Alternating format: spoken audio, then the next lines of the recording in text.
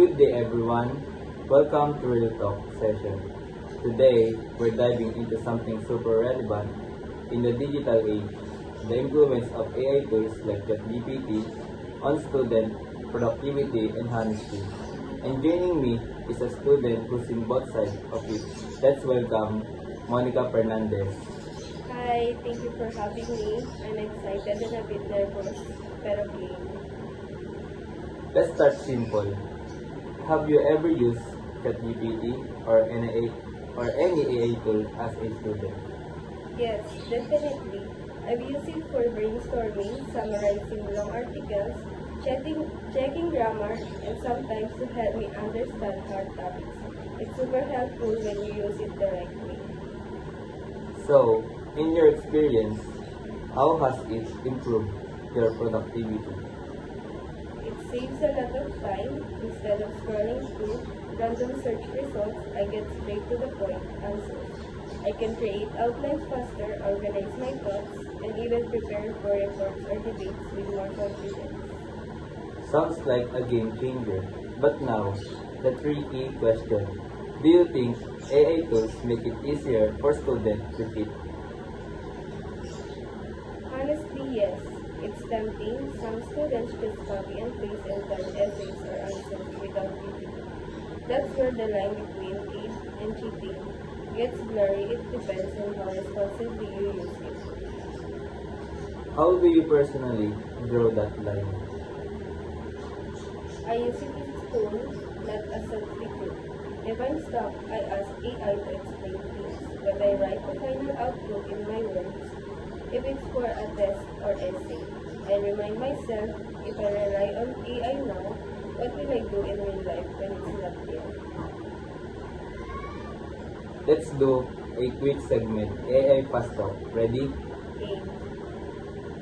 ChatGPT or Google? ChatGPT. Rewrite or start from scratch? Rewrite. Smart or resourceful? Resourceful. Notes or AI summary? Both.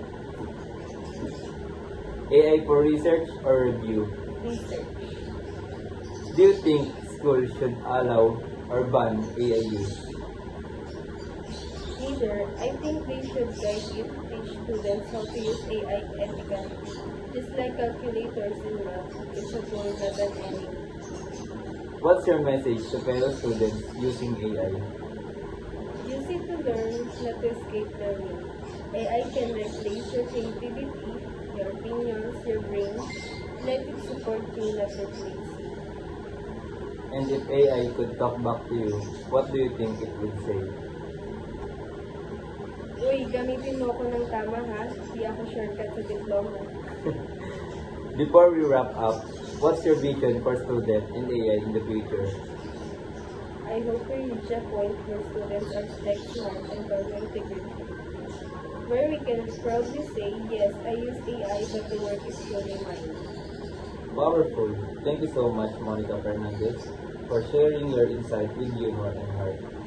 Thank you. It's a conversation we all need to have, lalo na ngayon. To our viewers, keep learning, stay honest, and remember, AI can be your friend, but integrity is still the best flex. See you next time on Real Talk session. Yon, pastok naman tayo. Answer quickly, no explanation. Coffee or milk tea? Coffee. Morning person or night owl? Night out. Love or career? Career. Pizza or burger? Pizza. Text or call? Text. Mountains or beach? Beach. Suit or pambahay? Pambahay. One thing you can live without. My dog. First thing you do when you wake up. Scroll. Most used up. TikTok. Kung hayop ka, ano ka? Pusa. Hug or kiss? Hug. Describe yourself in one word. Shy. Pogi, maganda, or mabait? Mabait. Forever or never? Never. Paasa or assuming? Assuming. Last message you receive. 1, Wait 2. lang! Picture sa DC. Yun.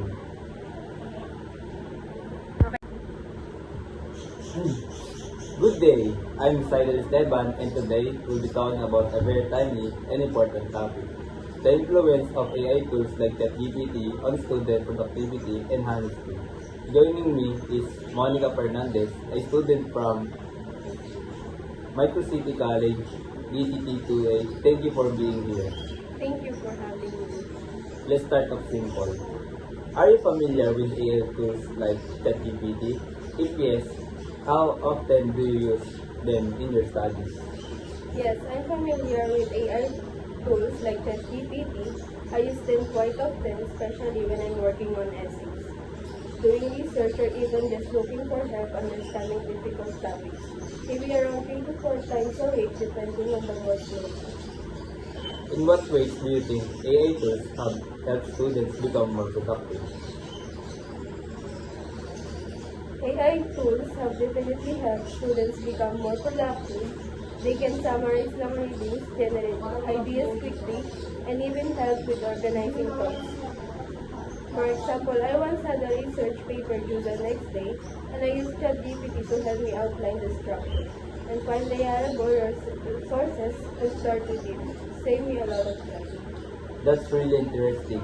Now, on the other hand, do you think relying too much on tools like ChatGPT can affect a student's learning or critical thinking skills? Why or why not? I think too much reliance on AI can affect critical thinking. If students just copy and paste answers without understanding them, it can hurt their learning in the long run. But if used correctly, like for brainstorming or checking grammar, it can still support critical thinking instead of replacing it. Let's talk about honesty. Do you believe AI tools encourage or discourage academic honesty? It depends on how it's used. AI can encourage dishonesty if students use it to do all the work for them. But it can also be a helpful learning tool if used responsibly. I think the line is drawn when you're no longer learning or understanding the material, just submitting what the AI gives you without effort. What do you think schools should do to help students use AI tools in a productive but honest way? Schools should provide clear guidelines about what's acceptable when using AI. Maybe they can hold short seminars or workshops to teach students how to use these tools properly. Teachers should also be open to discussing AI so students don't feel the need to hide their use of it. To wrap up, what advice would you give to fellow students when it comes to using AI tools in school? My advice is use AI as a support tool, not a replacement for your own thinking. It's there to help you, but it shouldn't be doing the work for you. Make sure you understand what you're submitting and always stay honest with your work. Thank you so much for your insight, Monica Fernandez. That was a thoughtful discussion on a topic that's definitely shaping the future of education. Thank you.